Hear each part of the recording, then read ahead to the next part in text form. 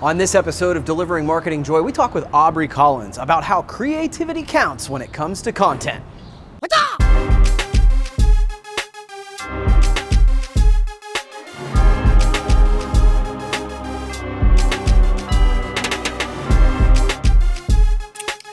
Hey there, and welcome to another edition of Delivering Marketing Joy. I am your host, Kirby Hasseman, and I am very, very excited to have a return guest with me, Miss Aubrey Collins. Aubrey is the Director of Marketing for MediaTree. Aubrey, thank you so much for joining me again. Thank you. Thank you for having me back. I'm excited to return.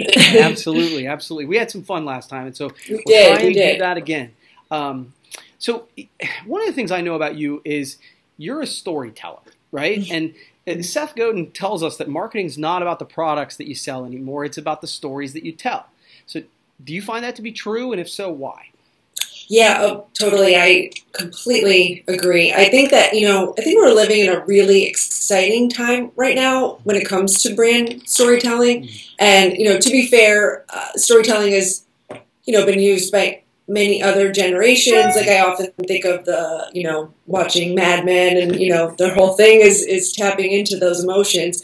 And it never really went away entirely, but I think that PowerPoint really got in the way of things for a while. Yeah. I think that, and I don't know, obviously PowerPoint still has its place, but I don't know. I like to think that the entire working world woke up one day from a collective zoned out board meeting and had some sort of kind of like, what are we doing with our lives kind of moment.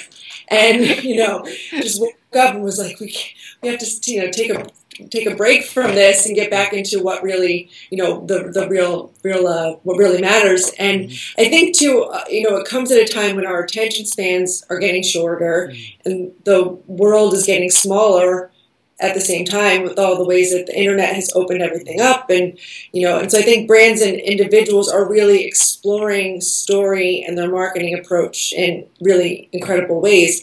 And what I think is really interesting too is that in terms of storytelling business right now is that unlike previous eras, granted I didn't live in previous eras, but what I think, was the case in previous eras is that I think it's more genuine and I think people are sharing in ways that makes them really vulnerable. And, they're being brave and taking chances and, sharing success and failures.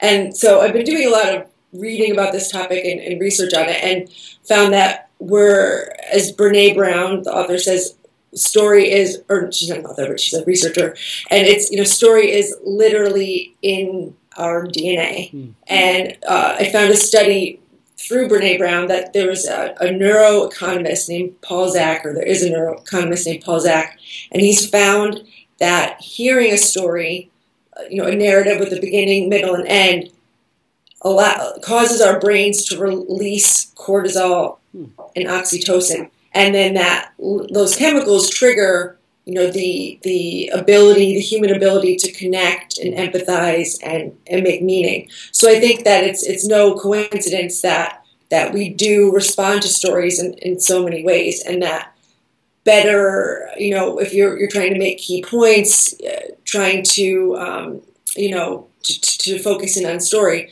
So I found this one study that Paul Zak did where he did several experiments and then found that character-driven stories with emotional content result in better understanding of the key points that the speaker wishes to make.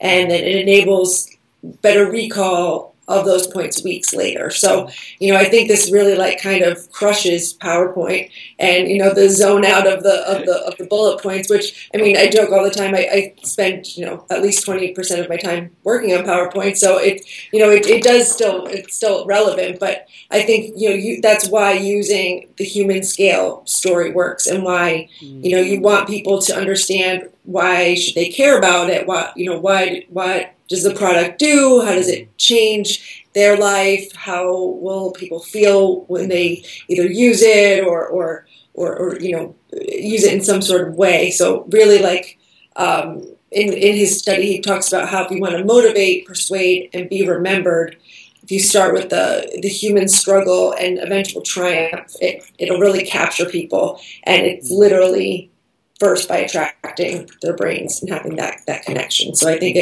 it's an interesting way to look at it, that we're literally wired for story. Yeah, no, it's a great point. And, it occurs to me too, Aubrey, that it kind of coincides, right? We've gotten tired of PowerPoints, but yet it happened at a time that we are, as entrepreneurs, marketers, salespeople, we're much more able to tell stories in an effective way because of technology. And so it's coincided in a time. I think that's why storytelling has become so powerful and so important. And it leads nicely to my next question, because I know that your degree or your background, is in creative writing. Right? And I remember thinking, gosh, at some point you were probably like, oh my gosh, what did I just spend all this money on? Yes. Right? But I would think now, has it helped your role as a marketer? Yeah, it has. The degree has been such an unexpected asset in so many ways, and none of the ways that I expected. And it was a relief, because when I graduated with the degree, I started, because I have a bachelor's degree in professional writing and journalism, and then I went back to school full time. I was working full time, and I went back to school full time. I was about 26. And I was just kind of feeling generally really bleh about my creative life. So I went back planning on using the degree to teach creative writing workshops with kids.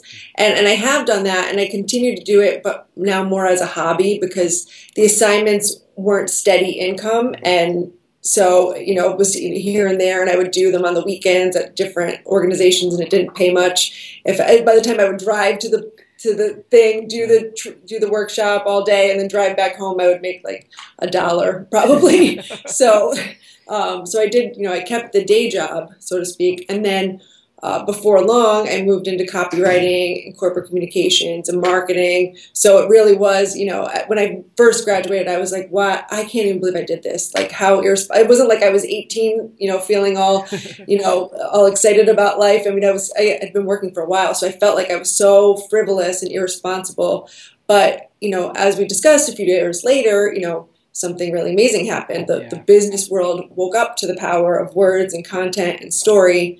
So what began kind of as a little bit of a burden every month, I would, make that payment. And I was still paying off my undergrad at the time. So I had I was like, what was wrong with me? Why did I not do the math before? I guess because I'm a writer, I didn't do the math before. I was like, I'll figure it out. I'll figure it out. Storytellers don't do math. I don't do math at all. Yeah. Well, that's cool. I mean, that's worked out well. And I know if you don't read Aubrey's blog, you totally should. She does a great job of telling stories.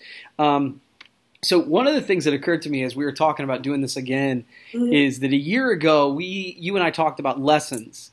And that really resonated with me. I think it did with other people too, about the lessons you can learn between parenting and business. It's been about a year. Have you learned any new lessons? A couple.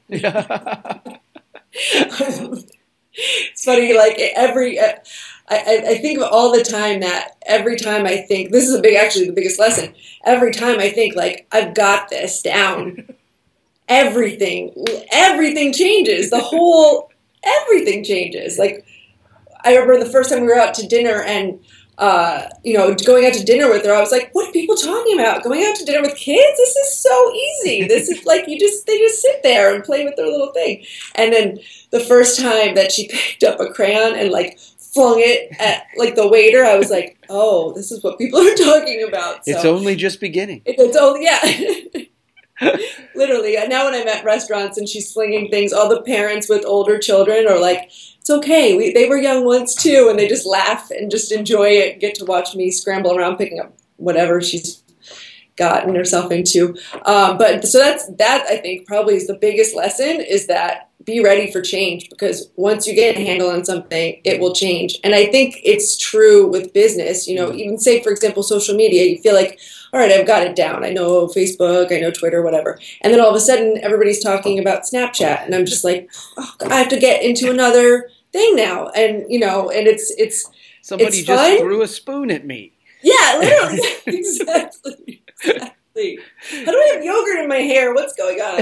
And yeah, it's yeah. So everything. So always within business and in parenting, I'll always be ready for change. And then I think another one that I've learned is to not utter absolutes. I think that, once you say, oh, well, this never happens, our server never goes down. And, every single time with my daughter that I've ever said anything, well, she never does that. She never, and every time it has come true. And every time I'm like, oh, my computer, it'll be fine. It'll be fine.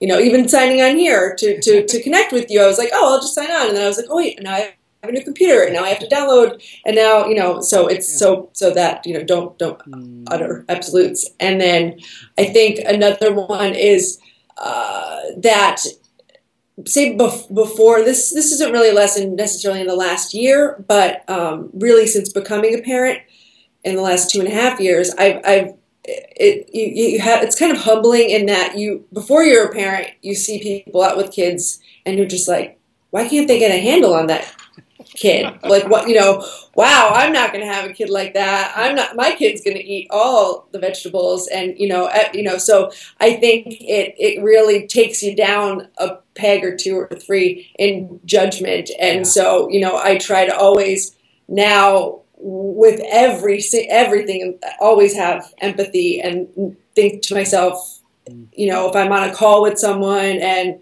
they're just out there or, whatever, I try to be like, all right, well, maybe something else is going on in their life, and try to, have that a little bit of a, boy, those are good. A little more empathy. Those are really good. I tell you, yeah, the older I get, I tell people at the office all the time, there's fewer things in my world that are black and white.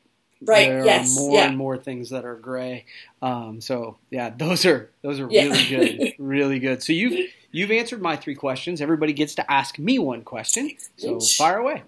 Awesome. So I recently ordered your new book, Fan of Happy. It actually arrived yesterday. Thank you. So it's still, I'm excited when I get home to check it out. It's still in the wrapper because my dog started barking and my daughter started screaming, and then I got distracted. So I'm excited to check it out. But as a parent, of a young daughter, I was really intrigued by the topic, and I figured I could learn a few things from it as well. Mm-hmm. And then, I was thinking about it. It dawned on me that, you've written books, you do this video series, you do your Word of the Day video series, you write your blog, you conduct education and speaking engagements, and you do a daily podcast. So I guess my question is twofold. 1, when do you sleep? And 2, realizing the approach varies widely, I'm sure. Mm-hmm. Are there any commonalities in the process of producing so many and such varied content that you could share? That's good. Good questions. Number 1, I always tell people, whenever anybody says, hey, when do you sleep? I know I'm on the right track. Right? Right. That means I'm working at a level that at least is causing people to pay attention. I don't know if it's good, bad, or indifferent, but it means I'm on the right track, I think. As for commonalities between them, I think there are some, but it's, the goal that I've kind of come across is, look, I want to reach people where they're most comfortable, which is why I kind of started the podcast, because the Delivering Marketing with Joy web show, I've gotten a lot of great feedback on that. Mm-hmm. And one of the first ones was, hey, can I get this in a podcast form? And then people were like, well, gosh, I like your blogs. But, and so one of the things I was thinking was, if I do the blog, if I do the web show, if I do the podcast, if I do these things, then the person can get to it where they're most interested. Right. And if they do that, then I'm bringing them value. Mm-hmm. And so I tell you all that to say that the commonality between it is I'm really trying to think through the people who are reading it and how do I bring them value. And so there's a lot of it that comes with everyday business life and everyday parenting life. So, I mean, the things that are in my book, they easily could be business lessons. Mm-hmm. And honestly, generally speaking, it would be something that either I'd learn at the office or I'd be thinking about the office and I'd go, ooh, that's a good lesson for my teenagers. Or I'd be having an argument with my teenagers and be like, oh, that's something that I think other people could get. And so I think really the lesson is that there's inspiration for this everywhere. It's just a matter of carving out time to do it. And so that's probably the answer that I hope that answers your question. Yeah, totally. Cool. Awesome. Cool. Well, thank you very much for taking the time and doing this, Aubrey. I really appreciate it. And we'll have to do it again, okay? Yeah, that sounds good. Year 3, when she's through, we'll do it again. See what else I've learned. Yeah, if we're still doing this when she's a teenager, we'll know we've both reached success, right? Right, exactly. Awesome. All right, Thank cool. you. Well, that wraps up another edition of Delivering Marketing Joy. We'll talk to you next time. Thanks for watching, but wait! Can you do me a favor? Please subscribe to my channel. If you haven't done it already, the way to do it's right over here. And hey, if you want to watch the last episode, check that out over here. Again, before you leave, subscribe!